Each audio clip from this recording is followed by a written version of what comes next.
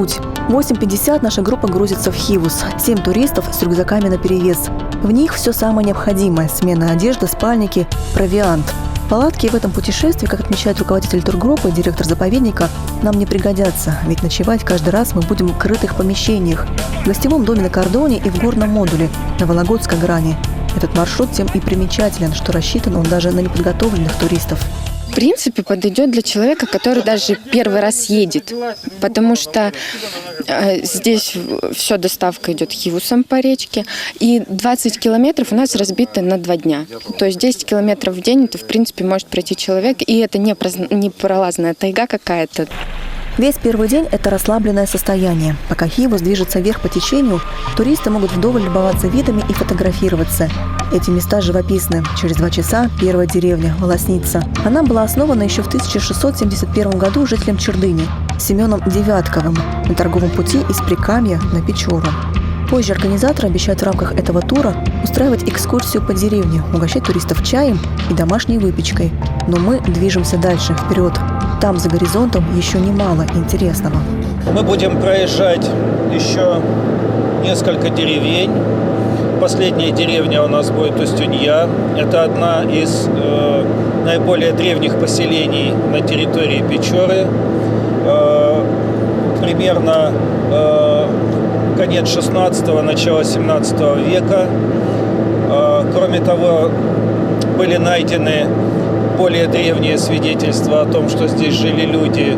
Это знаменитый Униинский клад, который вот показывали в Сыктывкаре, металлические фигурки, которые были найдены в Устюнье, которые датируются 4-6 веком нашей эры. То есть и тогда здесь была цивилизация, жили люди. Через 1,5 часа от Волосницы Курья, основанная русскими крестьянами из Пермской губернии во второй половине XIX века. В начале 20-го здесь строили суда для купеческих караванов, направлявшихся вниз по Печоре. А это Пачгино. Именно здесь планируется остановка на обед будущих участников маршрута. Деревня живет натуральным хозяйством. Жителей всего 11 человек, а поголовье коров и овец самое большое в Троицко-Печорском районе. Но мы продолжаем движение. Позади остаются 200 километров по воде. Кордонный Полой, Сабиновская Заостровка, Шайтановка. И вот, наконец, Шежем-Печорский. Здесь у нас ночевка в специально построенном для туристов гостевом доме. А еще есть баня, удобство. Круглый год на Кордоне несут службу инспекторы Печора-Илочского заповедника. Они же радушно принимают всех путешественников. Стоит только нам сойти с аэросудна, как к берегу причаливает еще одна лодка. Это на Шежем-Печорский прибывают волонтеры.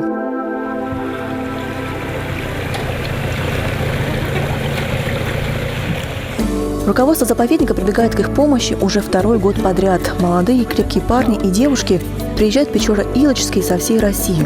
Они помогают обустраивать тропу к плато, работают на кордонах и лосиферме. 2 недели трудовой вахты, чтобы увидеть Мань-Пупунёр. Работать едем бесплатно, голодать, чтобы только посмотреть. Сергей Онегин уже опытный волонтер, сам из Дзержинска, объездил уже почти всю Россию. 2 года назад он решил бросить работу и посвятить свою жизнь поиску ощущений. Как признается, все из-за дикого эмоционального голода. И вот теперь он пытается его компенсировать. В Коми приехал целенаправленно, чтобы не только увидеть одно из чудес России – плато Мань-Пупунёр, но еще и соприкоснуться с первозданной чистотой. Чего ты вот сам для себя ожидаешь? Честно, редкости, то есть какой-то уникальности. То есть, потому что там, где много людей, как бы на самом деле все загажено. Алтай очень сильно сейчас загажен. И хочется вот какой-то, вот, не знаю, девственности даже, скорее всего, от природы. Какой-то нетронутость. Здесь экологически чистое место. Здесь вон лишайник у Снея растет, это показатель экологии. У Снея растет только там, где кристально чистый воздух. Вот так, за разговорами с волонтерами и инспекторами заповедника и подходит к концу 2-й день.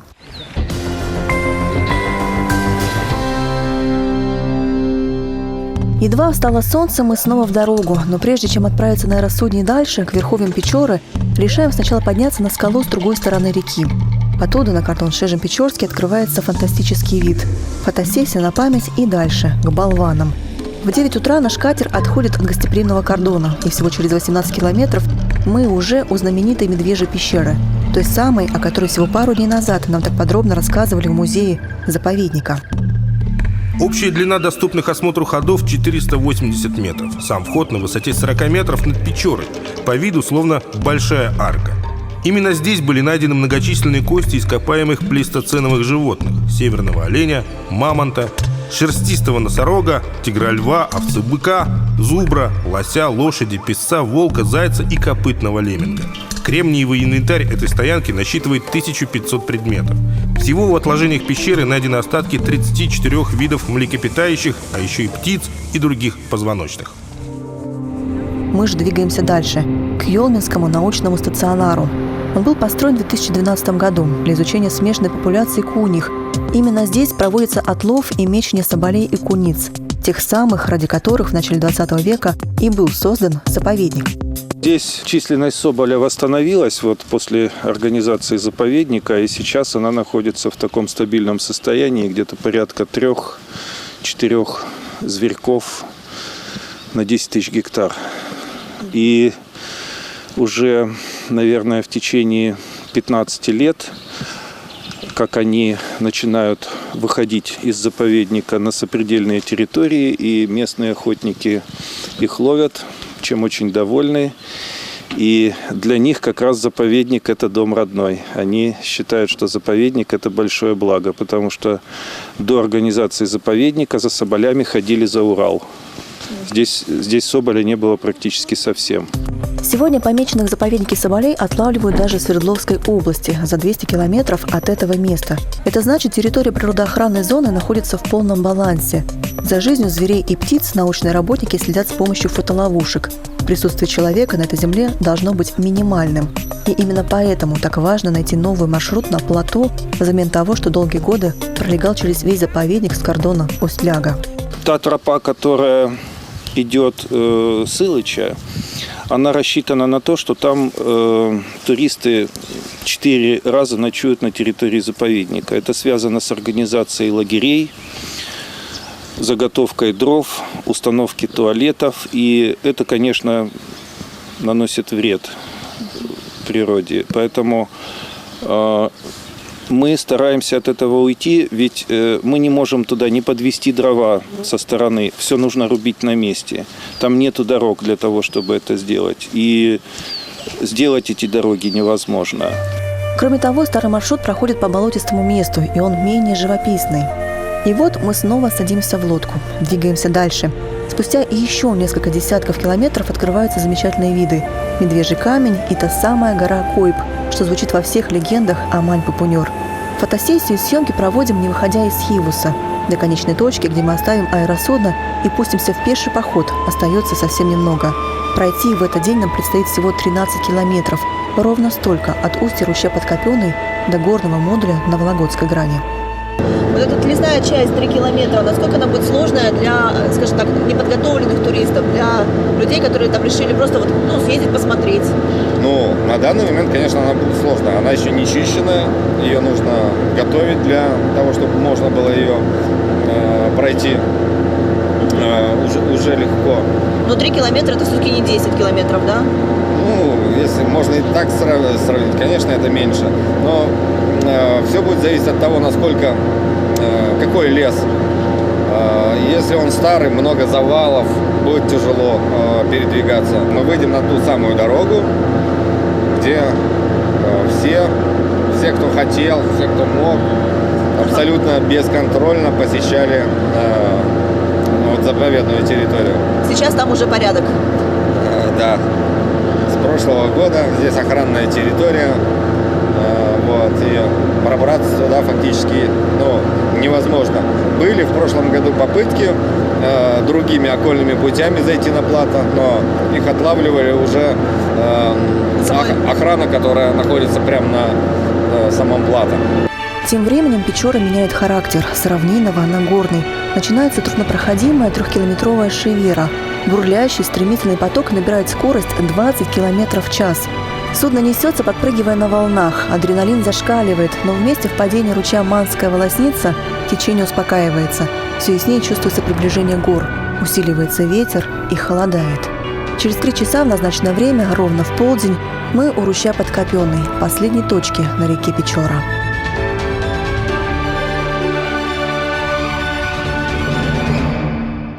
Ну вот мы и добрались до верховья Печоры. Позади 1,5 дня пути, 300 километров на Хивусе.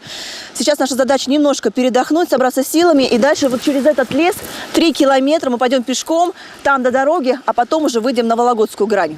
Директор заповедника и идейный вдохновитель Леонид Семакин проделанным путем доволен. Техника не подвела, уложились в срок. И это несмотря на пока еще довольно высокую для этого времени года воду. Доехали хорошо, достаточно быстро. Времени для того, чтобы подняться наверх, у нас хватит. И еще на то, чтобы поесть. Обед готовим прямо на судне, на электрической плитке. Тратить время на поиск места для стоянки и разжигания костра не нужно, да и не стоит. Все-таки территория заповедная. Впрочем, походный дух от этого нисколько не пропадает.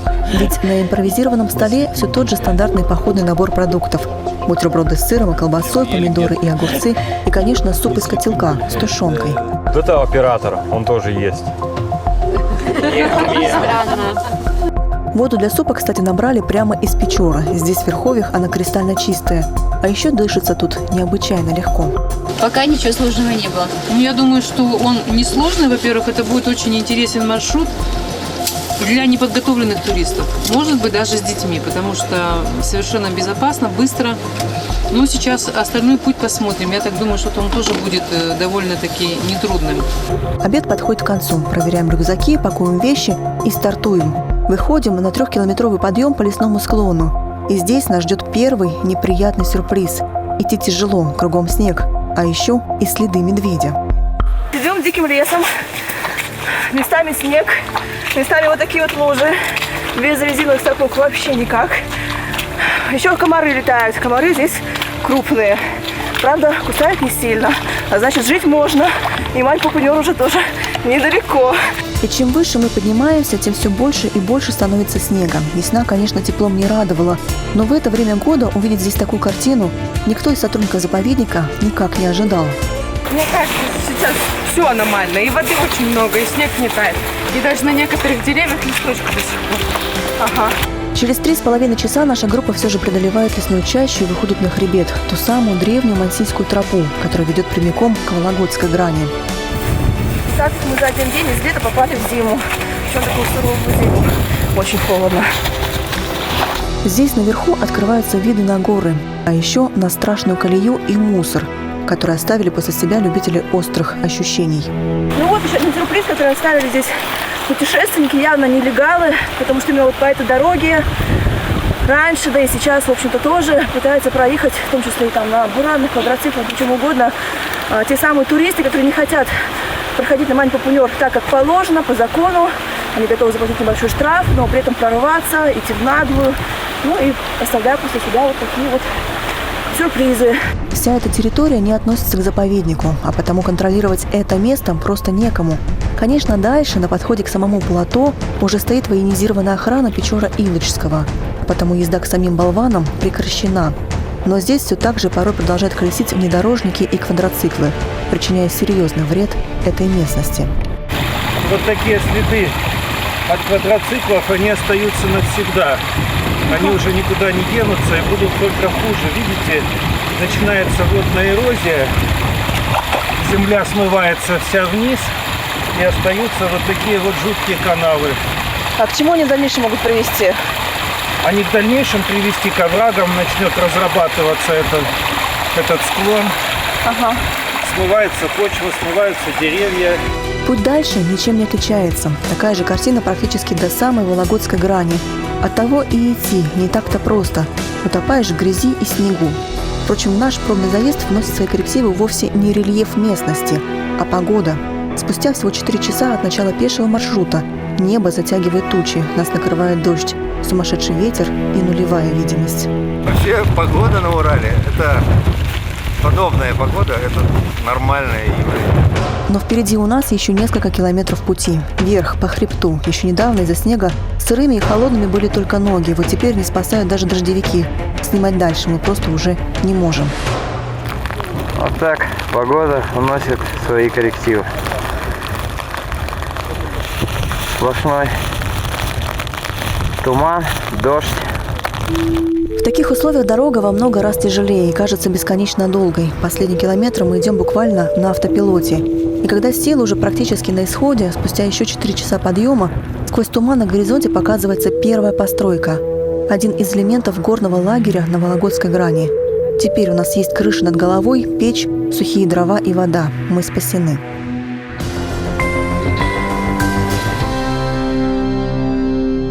Утро, 17 июня. В этот день мы должны выходить на Мань-Пупуньор, но от похода приходится отказаться. Наши вещи еще не до конца просохли. В горах по-прежнему туман, изморозь, а в ручье, который нужно переходить на пути к плато, очень много воды, не перейти.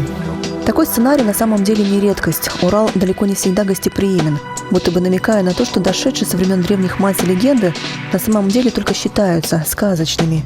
Это место и в самом деле свято, и духи на плато не любят, когда их тревожат простые смертные. Так это или нет, можно только гадать. Людям свойственно искать что-то мистическое в необъяснимом. На то и столько сказаний, сохранившихся до наших времен. Но что точно стоит уяснить всем туристам, это то, что даже преодолев сотни километров, можно остановиться всего в 10, так и не ступив на священное плато Манси. Пока часть вещей еще сохнет, мы решаем не терять время впустую. Идем к истоку Печоры. Он всего в километре от горного лагеря. Это место с особой энергетикой. Сложно представить, как этот ключ, бьющий из-под камня, в итоге превращается в реку, которая занимает 7-е место в рейтинге самых длинных в Европе.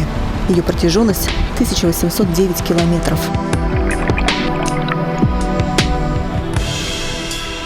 Буквально, если брать по руслу реки Печоры, буквально через 10 километров мы начинали уже сплав по ней. Уже ширина реки составляла вот ширину катамарана нашего. И мы потихоньку, выскакивая в мелких местах, где-то протаскивая, начинали уже сплав через него. Отсюда по прямой до плато Мань-Пупуньор 8 километров. По дороге, которая ведет с этого места к плато, расстояние 10 километров. Идем дальше, к месту расположения знака Европа-Азия. Уральские горы протянулись с севера на юг на многие тысячи километров, разделив с собой две части света – Европу и Азию. И на всем их протяжении стоят пограничные столбы – обелиски, установленные людьми с одной лишь целью – подчеркнуть исключительность этих мест.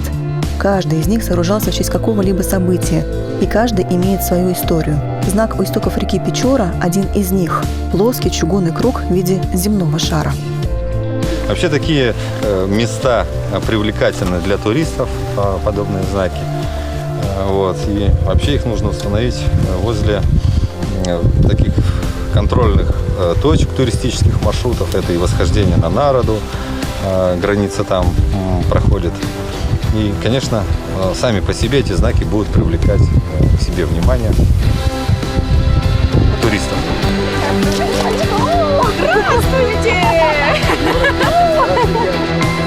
Прыжок из Европы в Азию и обратно – это добрая традиция, без которой этот поход уже кажется немыслимым. Вот так, всего за сутки мы побывали во всех 4 временах года, а еще в 2 частях света. Возвращаемся в лагерь, ужинаем, собираем вещи, делимся впечатлениями. Погодные условия, они так очень сильно влияют на километры, они их просто удлиняют. Вот реально, да, вот сегодня даже быстрее доходилось как-то. Да, сегодня мы да? буквально за несколько, вот я не знаю, шагов, да, минут, написано, вот эти таблички мы увидели. Вчера мы после них шли. Кажется, но бесконечно. Но мы этот маршрут выбирали долго. Мы ходили разными путями и через Мань-Пупуньор спускались к Печоре, и отсюда. И вот этот маршрут, он, пожалуй, единственный, который не пересекает больших ручьев, идет по относительно сухим местам, не вылазит на курумники. Поэтому я считаю, что это оптимальный вариант. Леонид Семакин делится планами. В будущем руководство заповедника собирается установить рядом еще одну дополнительную палатку – каркасную и утепленную. На тот случай, если здесь, на Вологодской грани, будут пересекаться сразу несколько туристических групп. Пока же в горном лагере установлено 3 модуля, которые в сложные метеоусловия могут стать приютом как минимум для 12 человек.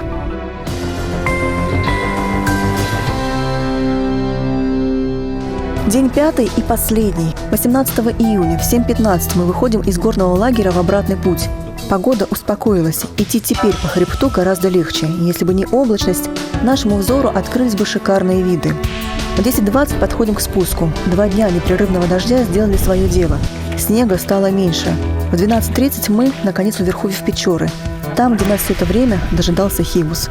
Весь путь обратно занял всего 5 часов против 8 туда. И вот мы снова на аэросудне, движемся по реке обратно. Опять Шивера, красочные виды и разговоры о прошлом, настоящем и будущем. Рассказы о Чердынском тракте, по которому раньше добирались люди. Теперь он не проезжий, но ведь вполне перспективный с точки зрения туризма, подчеркивает Леонид Симакин. Ну вот мы с директором Вишерского заповедника уже думали об этом, чтобы организовать такой маршрут трансзаповедный от Вишерского заповедника наш. Да. А как? Так же тоже получается на Хивусах, на лодках? Каким образом? Там на катере, потом пеший переход, и здесь уже, значит, потом нашим транспортом. Тоже может получиться очень интересный маршрут. Таких маршрутов в России пока еще не было, ведь, как правило, заповедники находятся далеко друг от друга. И только здесь, на Урале, сложилась уникальная ситуация, когда целая сеть охраняемых территорий расположена практически друг за другом. Вишерские, Печора-Илочские заповедники и национальный парк Юга-2. Они расположены практически друг за другом, почти без промежутков. И было бы интересно как раз вот использовать эти нетронутые территории, как вот туристические маршруты. Пермяки предлагают такой уральский маршрут по горам, тоже очень интересный, который может быть. Все это надо пробовать, организовывать. Коми в плане развития туризма повезло. Нашему региону не нужно что-то создавать искусственно. Красотами нас щедро одарила природа. А история заселения, покорения Севера со всеми ее легендами и сказаниями будет интересна во все времена. Ведь и мы за время этого путешествия к мансийским болванам так и не смогли для себя до конца определить, где в этой истории истина, а где вымысел. И кто знает, может, тот самый ветер, который так отчаянно завывал практически весь наш путь, это и есть отголоски того гула, который издают астанцы, общаясь между собой.